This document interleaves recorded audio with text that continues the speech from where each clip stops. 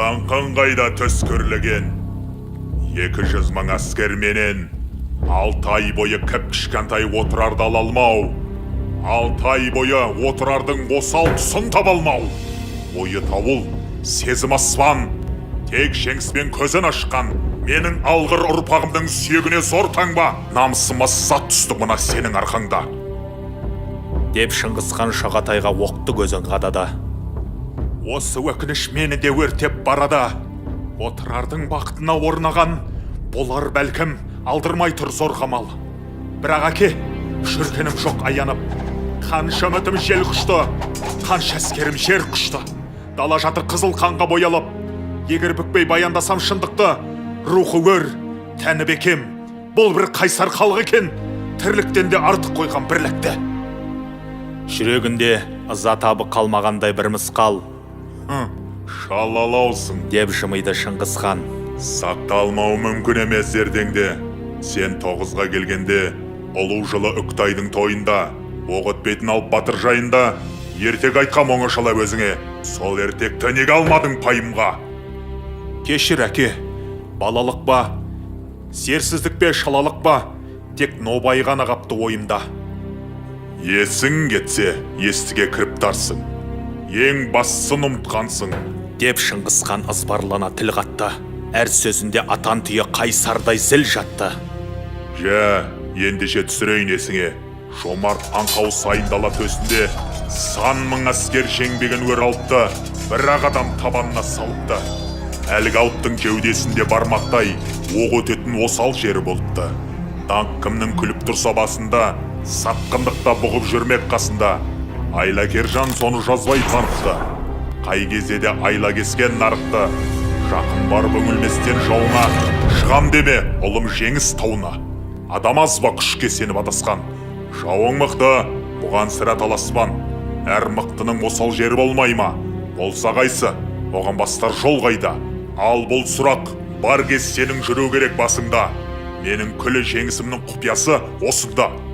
Көңілінен күрт серпіліп наласы. Ұқтым әке, деп жымиды баласы. 6 ай бойы ерлік салтқа төрін берген отырар. 6 ай бойғы алапатта жеңілмеген отырар. 6 ақ күнде жермен жексен қирады. Ақыл ойын жалындатқан, өнер ғылым шамын жаққан ұлы қала Азияның маңдайына сыймады. 3 күннен соң 2 адамды Шыңғысханға алып келді.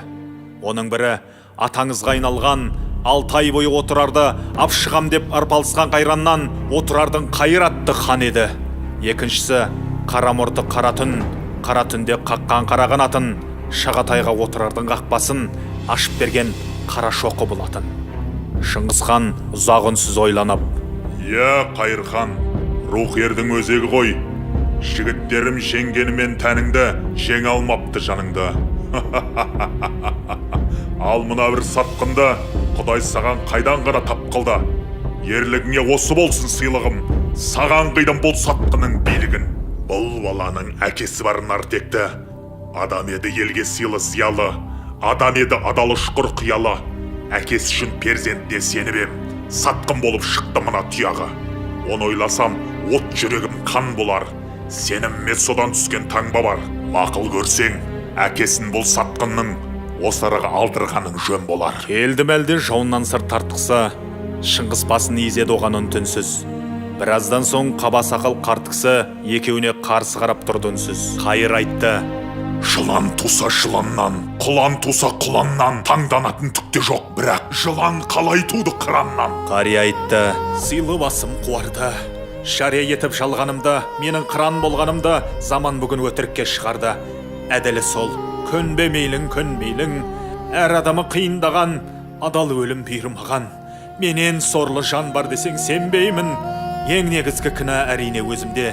Бұл баланы жаңа туған кезінде перзентіні тұсаған жан мұратын, Афрасияптың ар жағында тұратын нағашысы бауырына басқанды. Қателігім осы арадан басталды.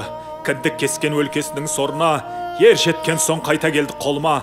Бөренені жарып шыққан сынадай, бабалардан бізге жеткен, құлақтыны іздеп өткен өсиет бар мынадай.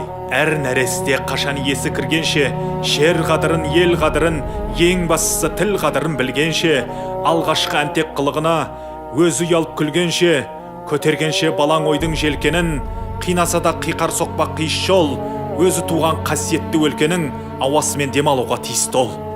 Мен осынау борышыма әкелік, нем құрайды қарадым да, кінәлі боп аралдында, жібердім зор орын толмас қателік. Міне төрім бірігіп тұр көрме, көрінетін бетім бар ма еліме? Мына сатқын перзентіме қосақтап, өлтіруге міндеттісің мені де. Қайыр айтты: Я, қоштасар келді күн. Азбан шыңғыс ел тарихын қорладау, ойлап тұрсам енді бәрі арманау. Отырардың жан қиярлық ерлігін жыр ететін әттең ақын қалмады. Шыңғыс айтты: Өкінгенмен болмайды, ешкімге де берілмейді бассауға. Бұйрық етіп түгел қырып тастауға, отырарда еркек кіндік қалмайды. Қари айтты: Қателестің, қалады. Шұма бұрын шетке елші қақпадан, жүзін жалын қақтаған, мен құтқарып жібердім бір баланы. Бәрекелді, бұл еңбегің жарады. Бірақ одан ұрпақ тарап, одан ақын туғанша, ал ол ақын ата жолын қуғанша, кеудесіне сыйдырғанша даланы, айырғанша ақтан бөліп қараны, талай өзен тасып өтер, бәлкім талай ғасыр өтер. Деп Қайырхан жасқа толып жанары, отырарға қимай ұзақ қарады. Оян, Қайыр бабатайым, қасиеттім қымбаттым, саналапат тасырдан соң, тасыр дауыл басылған соң, 7,5 ғасырдан соң, өзіңіз деп тіл қаттым, аман қапты батыр арман. От қоранған отырардан, қашып шыққан сол баяғы баладан, бұл күндер санатты ұрпақ тараған, дәуірінің қанатында самғаған, сол ұрпақтан шыққан ақын мен болам. Кешіктің деп кінәлама айбарлым, сені ояту үшін қанша ойландым. Еңіреген ерең аузы дуалы, бізге жетті жүрегіңнің шуағы. Түп тамырын сенен алып жатқан ел, саған ұқсас батырларын туады. Күллі Азия көз тігетін таңдана, құм астынан көрінбейді паң қала. Сол қалаға арнаған бұл жырымды оң қабақпен қабылдай көр, жан баба.